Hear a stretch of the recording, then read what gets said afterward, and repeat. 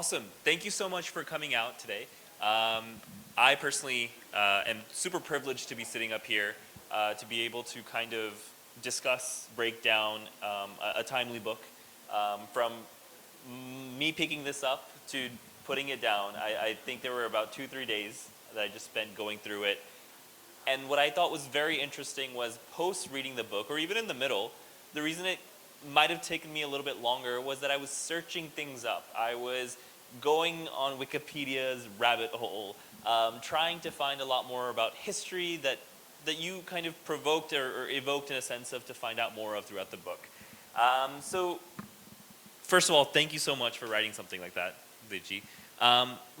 What I thought we would do is kind of discuss a little bit from a macro perspective, the genre of this book, and then slowly kind of get into the specifics, zoom in on obviously the day of which this book centers around, the characters, and then open it up to the audience. How does that sound?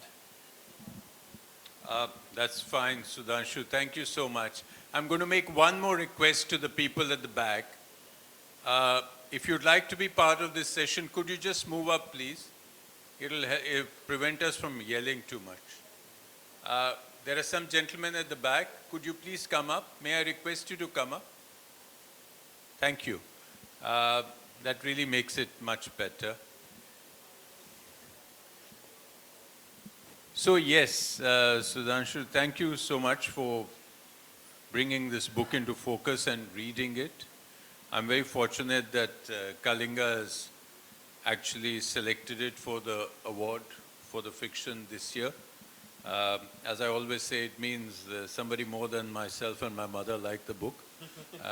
But it's nice. You can count me in one. It is a historical novel. And that's what, as we were discussing and what you just mentioned, yes, it is a historical novel, but it's not history. And it is ultimately a piece of fiction. So yes, it does go into history, it goes into a particular day, but it goes into a particular age, I think. Age is maybe too big a word, but a particular period of history, of Indian history, recent Indian history, and in particular Punjab's history. So yes, it's a historical milieu filled with characters which are part fictional, part historic. Absolutely. So thinking about that and kind of expanding on that, I just want to talk about my own personal experience. This is the second historical fiction book that I've read. And probably I have stopped reading fiction since I think 7th or 8th grade and only relied on nonfiction. So firstly, thank you so that I can actually read, and I think this has hooked me on many more. But when we're thinking about historical fiction, I was born and brought up in the United States. I have identity that traces back to the Punjab region, now in Haryana, and overall growing up in Alabama, of all places. I had very little access to culture, to history of India and what was happening here. That made me curious, but the channels at which that I had it access to, right? And if we're thinking about overall, was a ZTV soap opera, right? Or the news that came on, once a bulletin, especially during the early, 2000s, etc. Novels, especially historical fiction, set in context of actual historical events, were very limited. And we can, in the United States, we have a lot of conversations or novels based on the Civil War or the Great Depression. There are a lot of kind of serials that are made, shows that have been made, Hollywood movies, etc. But in India, what's your outlook in terms of historical fiction, even though we have thousands and thousands of years of history that we could base these books and novels on? Do you think we've done justice to that? Well, a lot of our early history, or a lot of our prehistory, if you call it, is already told in terms of mythological tales. And you have writers today who are actually mining that area and rewriting. I mean, you have people like Amish and others who are actually, telling those tales in a very modern sort of idiom for the generations of today. I think what has been missing is since you were based abroad, I think that is another factor. What has been missing is historical fiction based on recent Indian history told in English. You know, you do have the partition, but a lot of the partition, which is a historical background, is for a lot of fiction, but essentially, but for one or two or three or four books, it's actually a lot in the Indian languages. You know, there's a lot in Punjabi, there's a lot in Bangla, and there's a lot in Urdu. You know, but not so many. Yes, you have a Khushwant Singh writing Train to Pakistan, and you have, you know, Midnight's Children about India's independence. But you're right, given the fact that, you know, our history is far deeper, far wider, far more complex than America's history, I think we could do much more in terms of historical fiction. But I think perhaps we are treating it more in non-fictional terms. You know, there's a lot of history being written, rewritten, revised. Now, it's interesting you said that recent history. Of course, you said that, you know, ancient or prehistory, it's being mined, and there are many authors who are doing so. But when you think about the partition, right? When you think about things that have consequentially happened post, and coming as recent as, let's say, the liberalization of the economy, and then into the 2000s, etc. Why do you think there is a slight hesitation of people to explore this recent history and write about it and put it into? I think it's too recent. It's too recent when you're talking of the 90s, etc. You know, even if somebody writes a book set in that period, you will not see it as historical fiction. There are books being written, you know, a lot of fiction being written about 1990s and now, etc. But I think if you see period fiction, if you see A Suitable Boy, Vikram Seth's, it is set in just pre-independence and immediately post-independence India. So that does have a historical sweep. But I think what historical fiction we begin to understand is usually against monumental events. You know, it's not against normal socio-economic changes or trends. That doesn't sort of count as historical fiction. I mean, if you see War and Peace, yes, it's historical fiction, but there's the whole complex background of the war. You know, so it always helps if your characters are actually offset against something very dramatic. And then you have these petty human relationships and human concerns, but the background is something large, it's something monumental. Then it comes out, you know, Gone with the Wind comes out, you know, there's the whole civil war at the back. And yet there are love stories and there are other issues that are being played out. So I think you have to give it that sort of broad curtain, and then the fiction will come out. So as far as I think our background at the moment in recent Indian history is the Indian independence movement and elements of it like Jallianwala Bagh or the partition. So I think the other trends will not make it a historical fiction. Last question before we move on to the actual book, and I was kind of trying to egg you on in my previous question, is when it comes to that recent history, whether it's partition, independence, or going a little bit forward to the emergency and contexting, do you think there's a little fear of it being controversial, that you might end up poking the wrong hair in that case? And we've seen a lot of movies suffer through that recently. Yes, I think people like to tackle history when it has cooled down. You know, it's gone into a safe zone. You know, and most people are dead, whoever mattered at that time. So then you can paint history. But I think, again, even then, it can become controversial. With the movies, Bollywood movies, Jodha Akbar, With Bajirao Mastani. the movies, Again, and this is I don't know, every person who starts writing on history or dealing with a period of history has to make his or her choices, that I'm going to, what do I do with the historical characters? Do I fictionalize a major historical character? Or do I fictionalize minor characters and let the big characters stay in the background as historical figures? Now, my approach to this is very clear. As far as anybody who's important historically, I will not try to fictionalize them.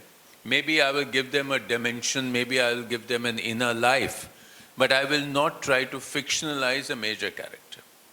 Because, somebody may take this book, some kid in class 10 may read this book and think this is the history of Jallianwala Bagh. I don't want that kid to actually go away with a wrong view of history. So I will fictionalize minor characters, or I will fictionalize purely fictional characters. But actual characters, actual dates, actual numbers should be left sacrosanct. They should not be changed in the process of writing historical fiction. That's my view. But there are people who take major writers, major characters, and just turn them around, queens and kings, etc., and say, well, this is a novel. I'm writing whatever I want. So again, nothing wrong, but as long as it is made clear that this is not history. I think this is a perfect segue, and I am that 10th grader who reads this book, maybe a little bit older, and then learns so much. As I said, I had very little context. Did I know about the actual event? Of course. I was born on that day, on Vaisakhi, obviously. Oh, wow. Okay. So April 13th. So that was always a thing in the back of my head, and as we celebrate, especially in Kurukshetra, which has a huge population of Sikhs and a big prevalent Sikh Gurdwara. So that was always a thing for us. But the fact is that I picked this book up, and I think I came out well read in terms of the context to the actual massacre, and then the preceding effects that it had, even though, as you said, a lot of the protagonists are made up based on actual characters, and that serves its purpose, and it makes it substantially more digestible. I mean, this is the equivalent of having an entertaining Wikipedia article, but you're so immersed into it rather than being bogged down with all these facts. But that's the story. That's the telling of the story. That you see, I started writing this, I started researching Jallianwala Bagh because the centenary was approaching. And anybody and everybody said that, well, what new are you going to find? Have you found a new set of papers? Have you found a new set of letters? No. So this story has been told and retold again and again. Every little factual detail is known. So the only way I could bring it to is, tell the story from the bottom up, in the sense of, in the voices of ordinary people, in the voices of a soldier, in the voice of a lawyer, in the voice of a woman who's there. It was nothing to do with the politics of it. She's come to pray at the Golden Temple for a child. That was my contribution, that history doesn't always have to be top down. History doesn't have to be only of the victor. History doesn't have to be only of the colonizer. History is also what academics call subaltern, But history is also your and my view of things, So that was the way I thought we could approach this, and I'm glad that you found the stories interesting, because then when you tell it in the ordinary person's point of view, then ordinary stories come in, and they weave into the larger historical thing that's happening. So now, getting into the book, when you sat down and wrote this, I actually, when I read this, I still don't understand this. when you were writing this, did you have the process of, okay, I'm going to center these characters and they have the vantage point and perspective? When you first start reading this book, and if people have read the book, you think it's leading up to that.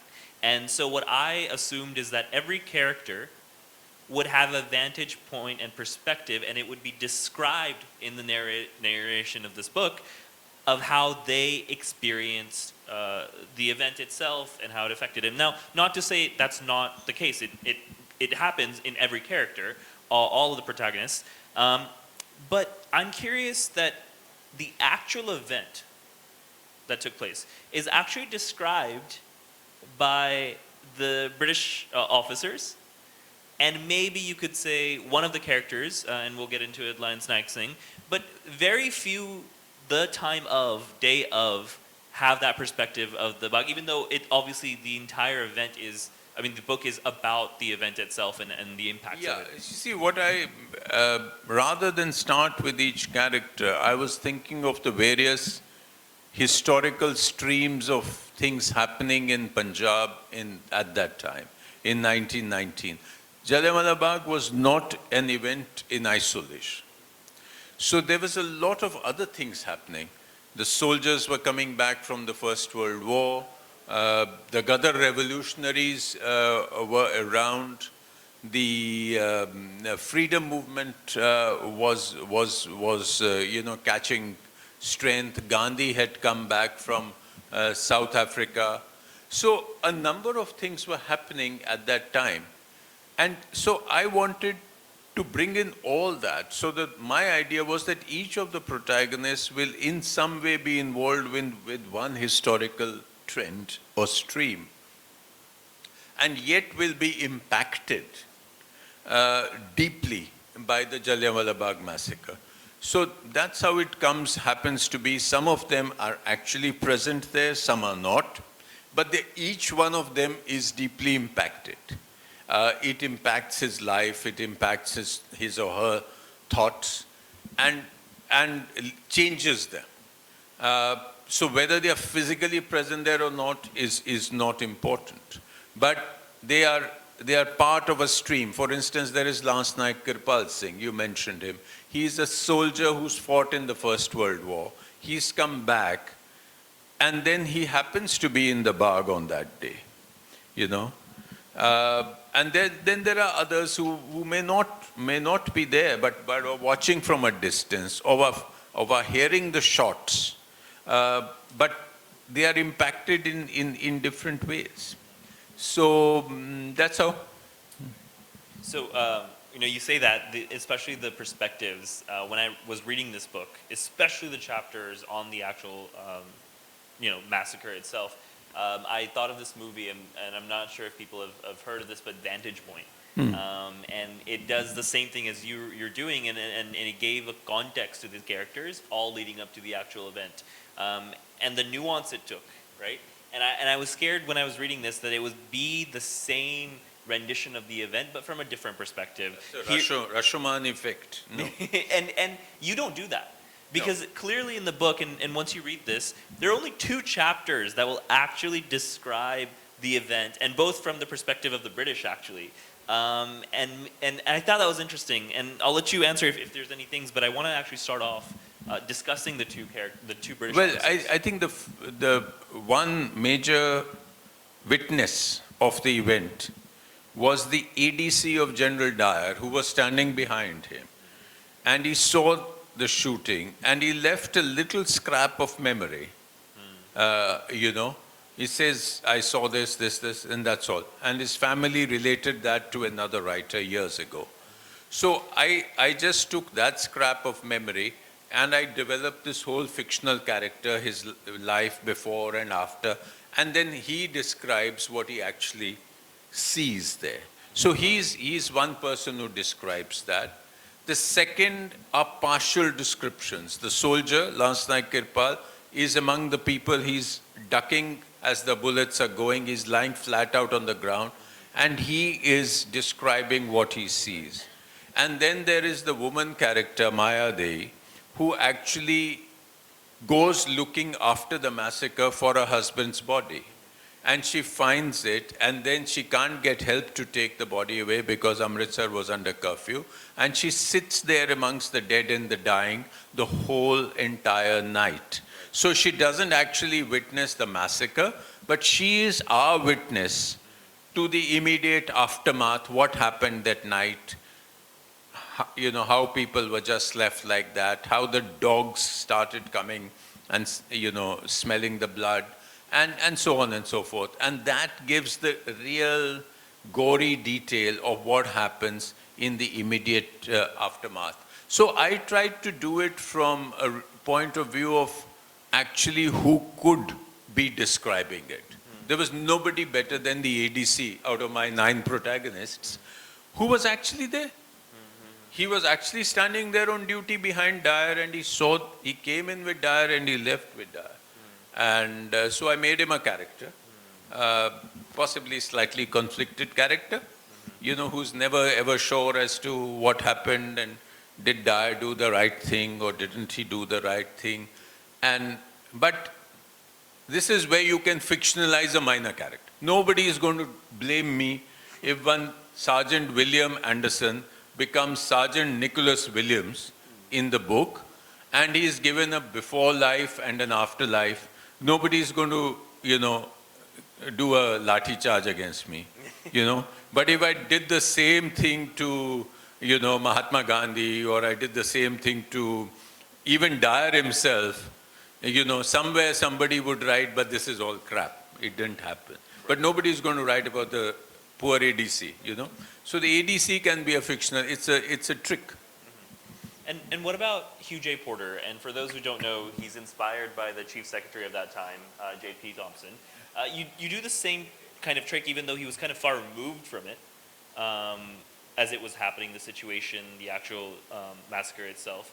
But yet you put a lot of thought into the characterization, the layers of Hugh J. Porter, and how he's, in some cases, he stands behind the British Army and the Raj, but in some cases there's this internal conflict that he also has, that he discusses, and you do a really good job emphasizing that. Again, the more, when you're writing fiction, the more human your character, the more attractive he's going to be to the reader.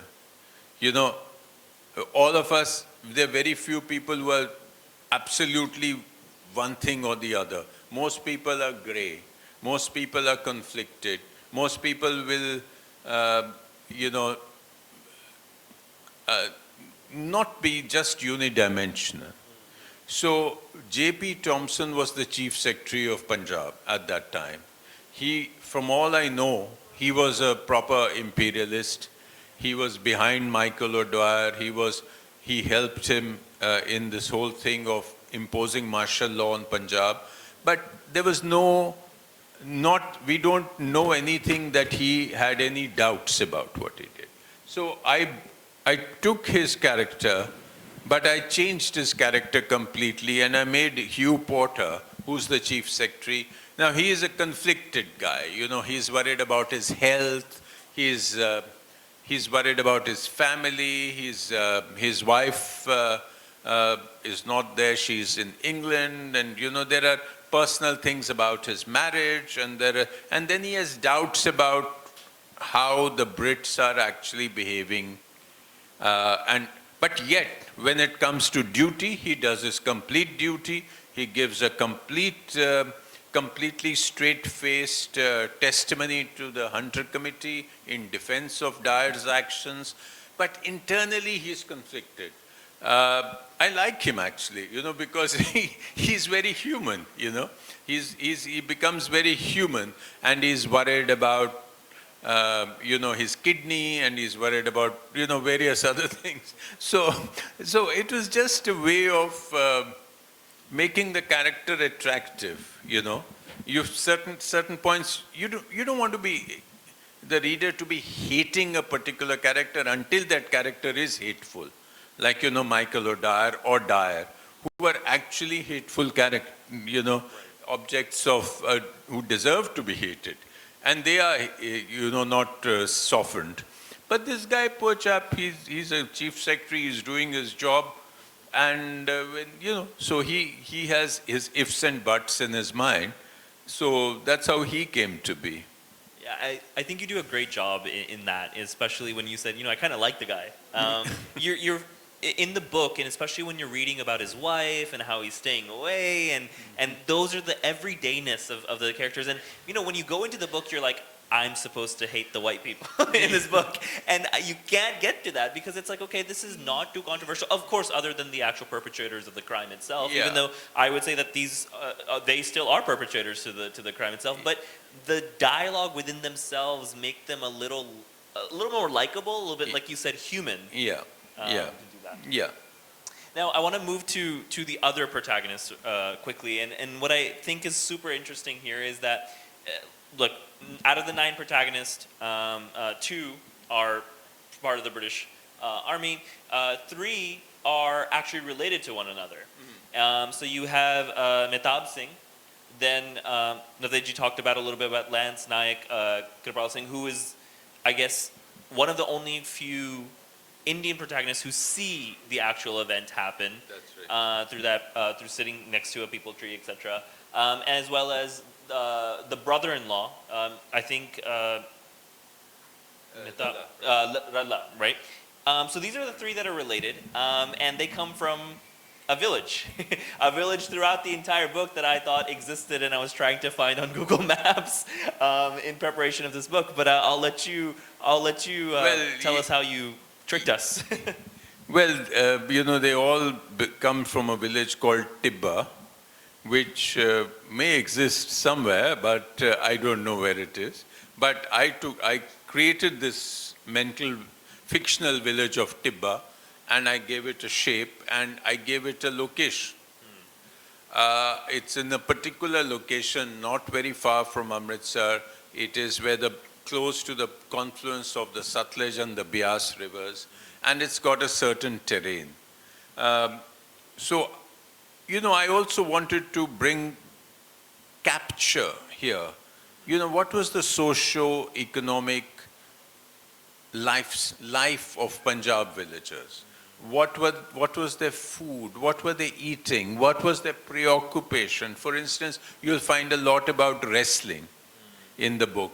So, the boys in the village had nothing to do. So they were, going and sitting with a wrestler and wrestling. And so this village actually supplies these 3 characters. There's Ralla, who also represents another trend. He is a wastrel who gets baptized. So there was this whole Sant tradition in Punjab, where the Sants were itinerant sort of minstrels, knowledgeable people, steeped in scriptures. They were actually baptizing people, bringing them into the Sikh fold. Then there is Mehtab, who is working in the canal department. That was another historical trend. Canals were built all over Punjab, and that changed the entire geography, history, sociology. The economy of Punjab was changed by those canals. So he represents that, and through him we see how villages which were just in the wastelands soon became agricultural successes and all that. And his son becomes the soldier who goes away to France and Mesopotamia and fights for the war. So in some ways, these 3 people who are related to each other also represent 3 historical social trends. And I was lucky. I struck upon this idea of Tibba, and it worked.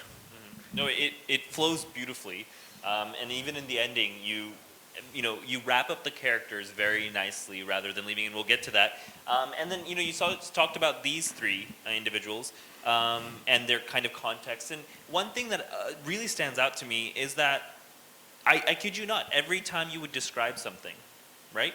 I would go on a Wikipedia rabbit hole. Is this real? Is that there? So, for example, I remember Dharam Singh Wala. Yeah, which is also creation. I realized that at the end. But you see, villages were very often named by the people who founded them. Yes. So here Dharam Singh goes and starts a village. He's given land by the Brits in that canal area because people were given free land. They were said, you'll get water You are getting free land, please go there and start cultivating. And, so he went, he was the man, he was given the map of the, how they have to cut the plots. So the village became named after him. And, and while you read this, I think you'll be fascinated by just the layering of it. So I want to quickly wrap things up, and I would like to do two or three different things. And this is actually something that I found in your interviews, and you brought this up, is in the book and in our context of when we're reading about Jallianwala Bagh and Amritsar, it's the epicenter of what I would assume Sikhism, and Sikhs were most affected. But I thought it was very interesting that you brought this up in an interview later on, and you said that it was Hindus that were actually mass murdered, as well as Sikhs and also Muslims. And that leads me to the question that I had, and I'm thinking back at it, is throughout the book itself, other than the actual religion of Sikhs, the impact of it, or the politics of the religions, you only talk about two groups, Hindus and Muslims. And I wonder why, because even in the layering of the protests, people are saying Hindu Musliman ki jai. Where is the Sikh narrative in that? Well, everything you say is right. The fact is that it's very commonly presumed, since it was Baisakhi, since it was Amritsar, that all the people who were killed in Jallianwala Bagh were Sikhs. No. No. There were Hindus, there were Sikhs, and there was a small element of Muslims. The second thing is, it said, men, women, and children were massacred. There were hardly any women in the crowd. It was a political rally. Women did not go out into those political rallies at that time in masses. So, there were hardly one or two women who give testimony later to the Gandhi Committee. Now, in terms of, the main conflict at that time, or the main divisions at that time that were emerging, which later on became far more antagonistic, but at that time, the main communities were Hindus and Muslims. And this is again another trend that you will see in this. The Sikh identity was partly submerged in the Hindus. And then it was, there was a lot of missionary activity, there was Christian missionary activity, there was Arya Samaj, which was bringing forth a very strong message.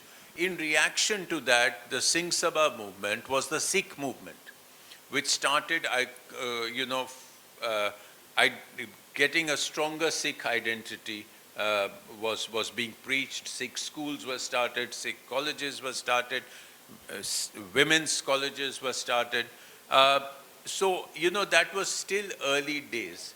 So in terms of when you said Hindu Musliman ki jai, Hindu Musliman unity, the Sikhs were included in the Hindus, So that was still there. It was not a clear third part, It was not significant at that time. But with Jallianwala Bagh, with early 20th century Punjab, the Sikh Sabha movement, the Gurdwara reform movement, where the Sikh temples, which had come under the hold of the corrupt, what were called Mahants, who were working with the British, and these people had become corrupt, and the Gurdwaras had become places of vice and money and all sorts of things. And then this whole drive started right after this Jallianwala Bagh, which is described in this book to some extent, of clearing the Gurdwaras. And that movement then united with Gandhi's non-cooperation movement, because it was a non-violent movement. And when they actually won their first victories, like getting the keys to the Golden Temple back, Gandhi sent a famous telegram saying, "You have won the first battle for India's freedom." So it was part of, the Khilafat movement, the Sikh Gurdwara movement, Gandhi's Satyagrah. These were all moving together. Right. And so it's a very, very interesting, very, very complex period.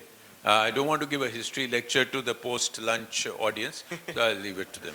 No, but I think just one last thing on that is that you do such an excellent job in wrapping up the characters, but leaving so much room to be explored. And as you said, whether it was the movements and the start of the Kali Dal and what the significance was, and how you interplay, some of the characters like Radla Singh, who lives through the massacre, but is eventually then affected by a second massacre by the British, etc. So I'm telling that I'm kind of out of time. Before I conclude, I want to go back to the beginning of the book, and especially like the very, very beginning in the prologue.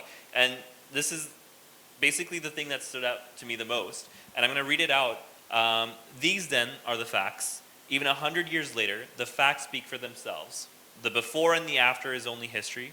Its recording and interpretation will differ from soldier to civilian, from brown to white, from ruler to the ruled, from the historian to the novelist. For every event history is, at heart, made up of the acts of human beings, and its telling is colored with the different shades of pride, regret, ambition, love, pain, courage, and longing that human beings carry within themselves.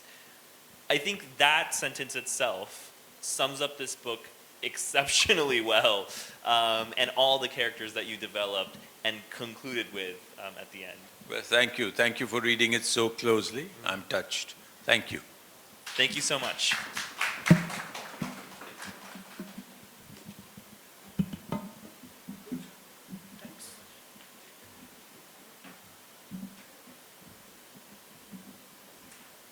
Thank you, panelists, for such a wonderful session.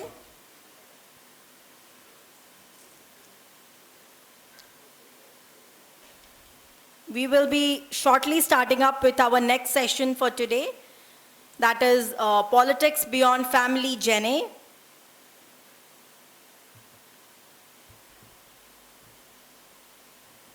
Volunteers, if there is any crowd outside, then please ask them to get in.